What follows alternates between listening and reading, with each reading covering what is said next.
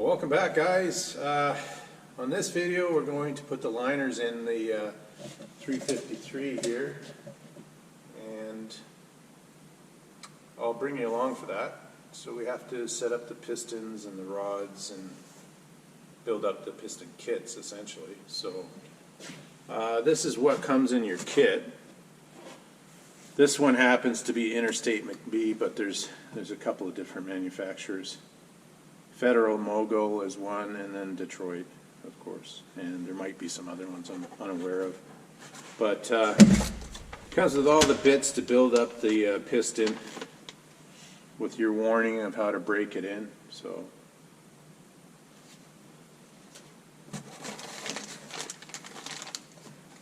I've already opened this box up, but here's a piston pin and the liner. So what we're going to do is we're going to pull this apart, and we're going to take the protective lubrication off of it and then dry fit all the liners and make sure we can get the best fit for them, because they're slightly different.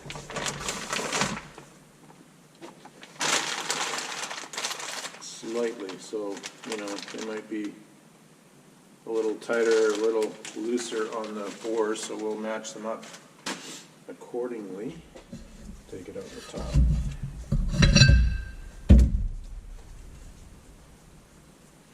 So there's a brand new piston and then the liner. So I'm just going to get some gasoline and then wipe down this. Yeah, so here's the just some gasoline, and we'll just give the liner and the piston a light wipe.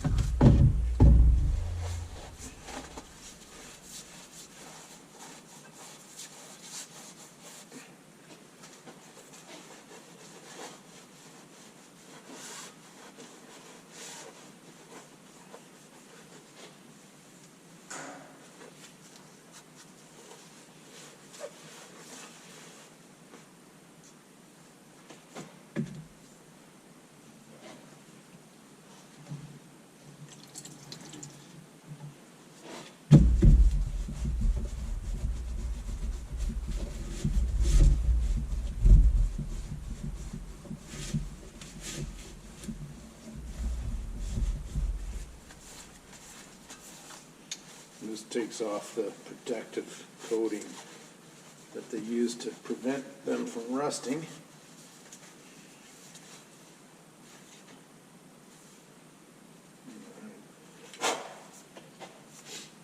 Okay.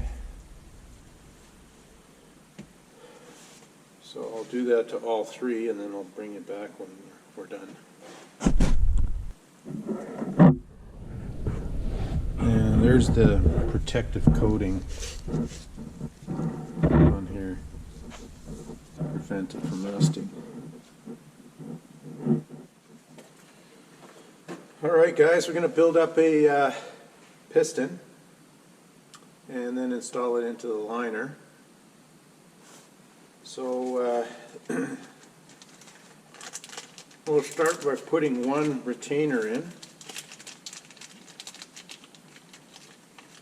And these are unique to Detroit's.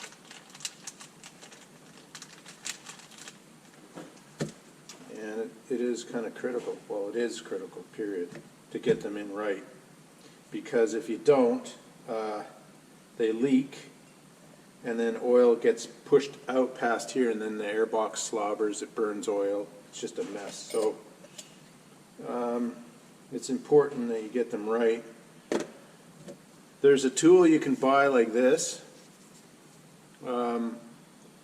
or a golf ball.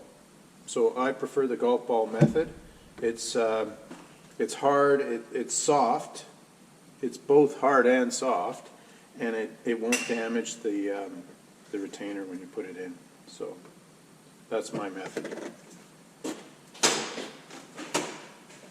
I learned from doing my other engine, the 453T. I used my tool and I kind of screwed it up. I wasn't happy with the results. So I ordered more retainers and then redid them and used a golf ball. So takes 2 whacks with a medium-sized hammer, 1 to get it started, and then 2 to seat it.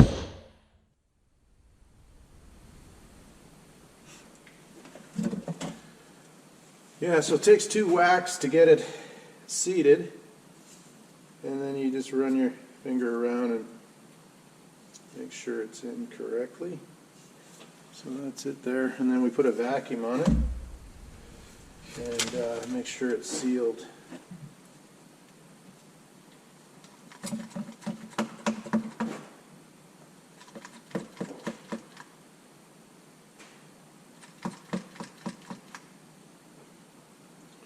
And I hold the vacuum for 30 seconds or so, and you can see it's not moving, so that's a good seal. And that verifies that the oil won't come out of that seal.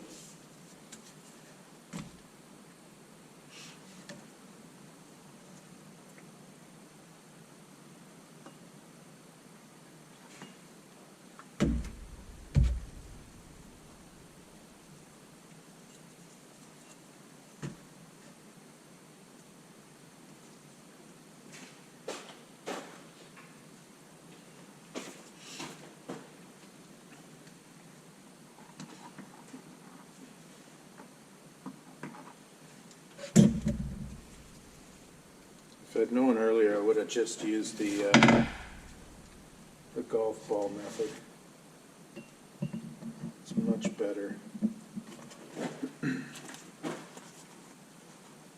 So these rods I salvaged from my broken 453T, and they're good rods.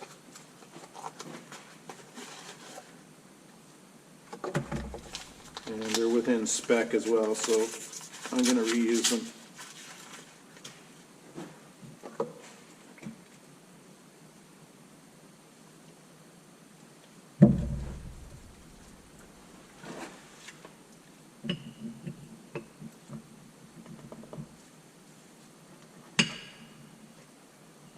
You want to see a assembly of a crosshead piston. I'll put a link below, and I go through the steps doing that as well. It's a little different than this trunk piston, being it's 2 different pieces, not one like this. And the crosshead pistons are used in the newer series of engines. I don't know if they're actually better or not, but that's what's in my truck now, and so far so good. No oil burning, and let's hope it lasts. It's supposed to be 40 or 50% more endurance, 20 or something percent less oil consumption and things like that. So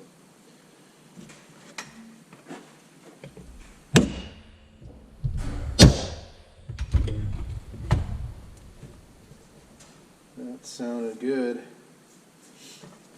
So, you know, once you give it 2 whacks, it can't go any further because it seats itself. And if you hit it any harder, then it creases the retainer.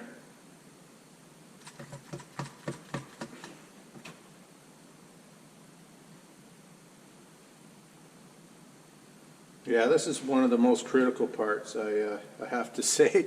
If you don't get this right, man, this thing will burn oil, it'll slobber out the airbox, it'll just be a mess. And nobody wants that. You know, you spend all this time doing this, you don't want to an engine that's burning oil and slobbering oil. So that's it. Now for the ring set. And they come with instructions like this. It even tells you how to do it, so I just follow the instructions. And then I have my manual open as well. It tells you how to do it. So I got two different instructions on how to set this up. But it's pretty straightforward. These, you can't really mix them up.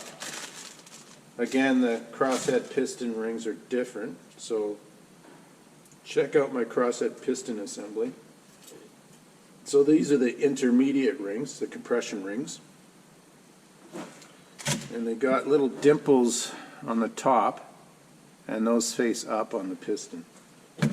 This is the fire ring here, and the black side goes up.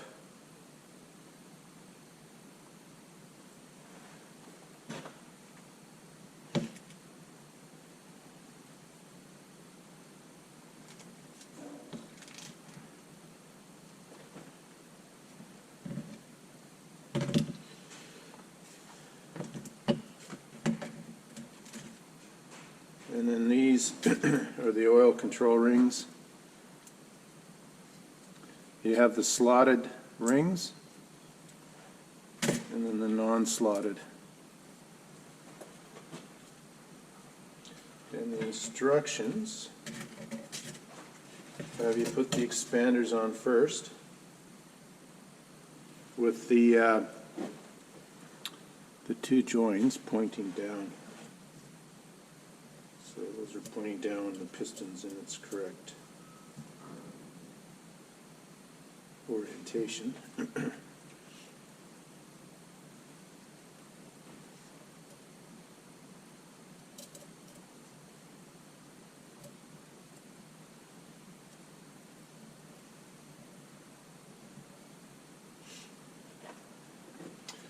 And then for turbocharged engines,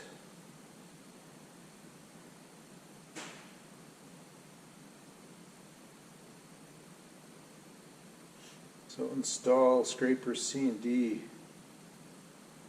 and then you want the non-slotted one. So on this engine they painted the slotted rings for you so you can't screw it up.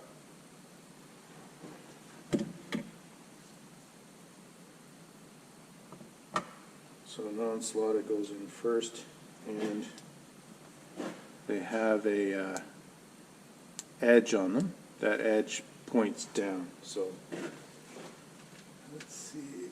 All right.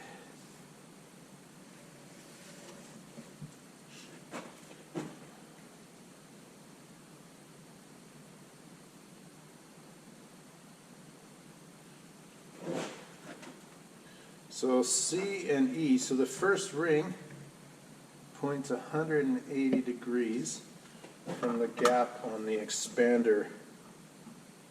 So I make sure I look for the gap.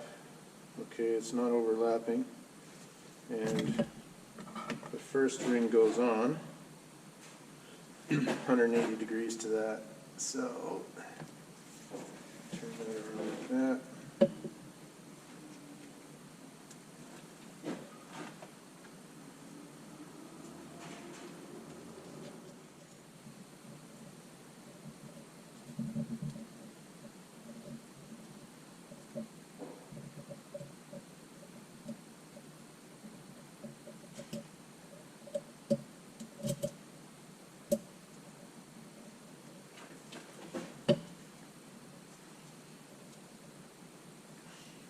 Okay, that's the first one. And then I check to make sure that the expander join is not overlapped. Because if it is, and you push this into the liner, you can chance breaking it. I've made that mistake. I thought I had it nailed. I didn't break the ring, but I started to put it in the liner even after double checking it, and it wasn't quite right. Okay, this one here is going to be 45 off from the top ring. So, 45.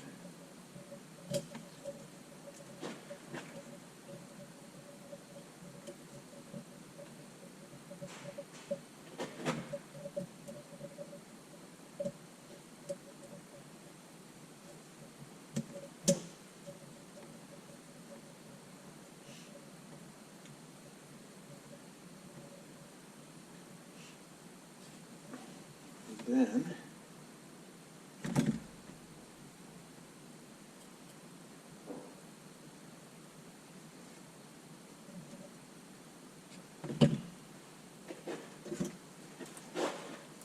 just pull the expander around. Now, a guy that does these all the time, wow, they can just whip through this. Makes child's play this. An amateur like myself doing it. It's painful to watch, I'm sure, for the guys doing this all the time. But I'm sure some of you guys are new to this, and you'd be taking your time like this anyway.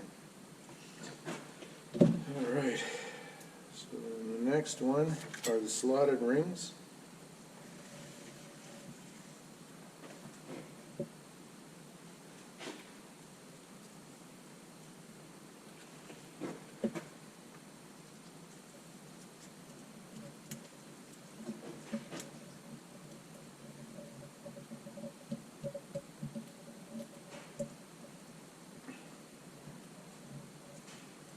Check the overlap. Perfect.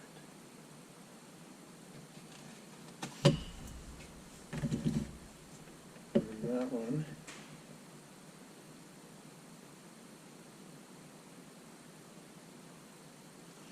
And the next ring is 45 from that other ring.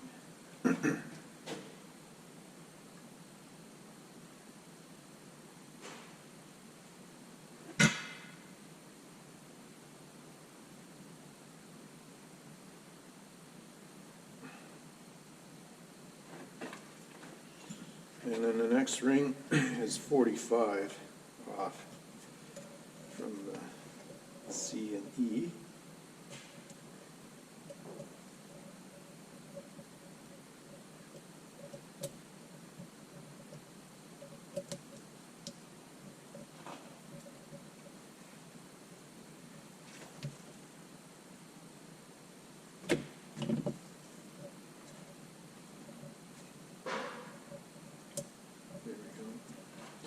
They're a little pesky, that's for sure.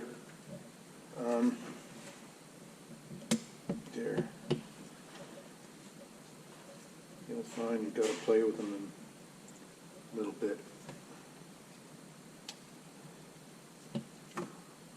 All right, perfect.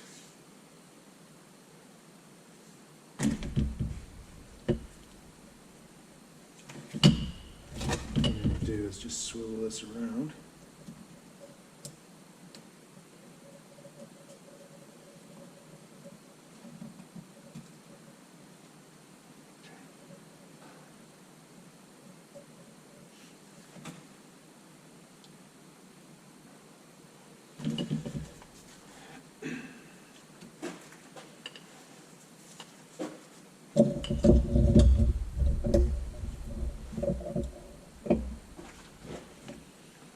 Then the compression rings are next. And for this I use my tool.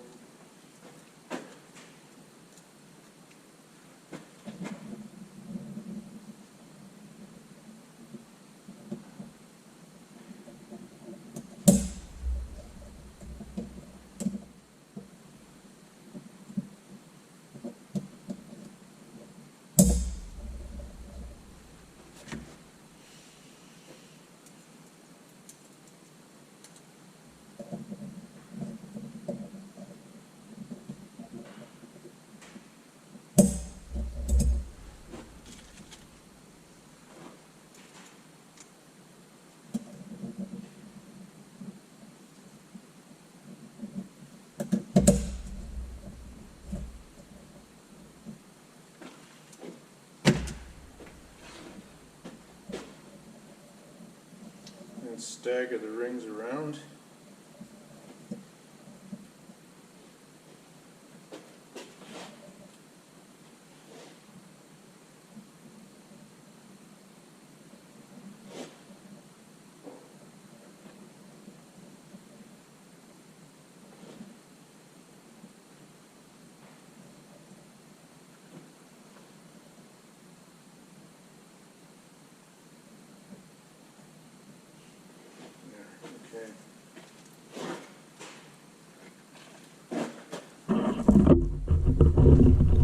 So there it is, all built up.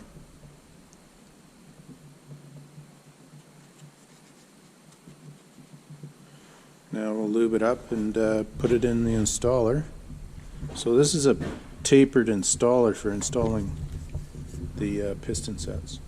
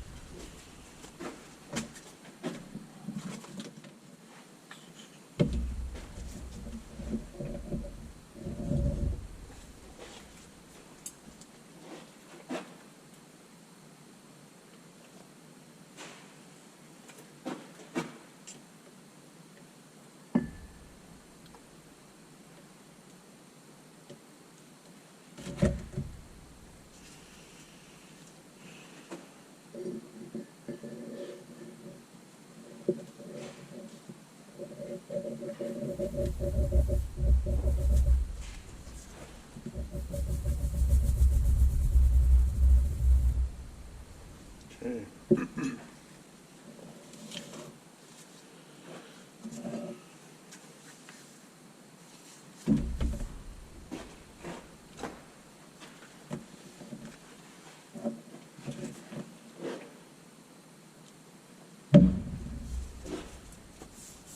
So we bottom load these liners.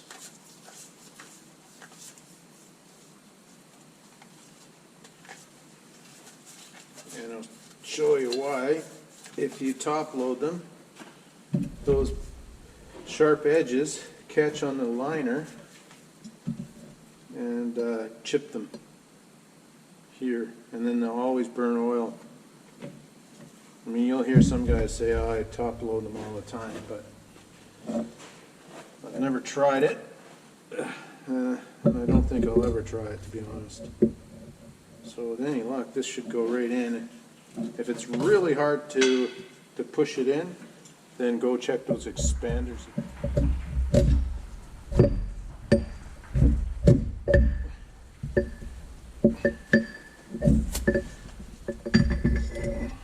Okay, well that's it.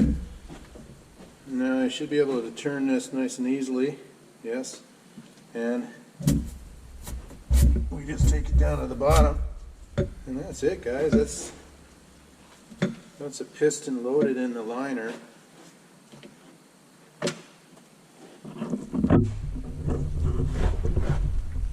And now that's ready for installation. So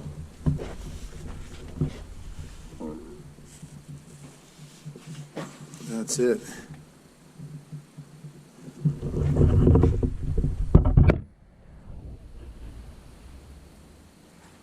So we'll set that aside now, and then the next thing we do is put in the camshaft and the idler shaft and the gears on it and install that. So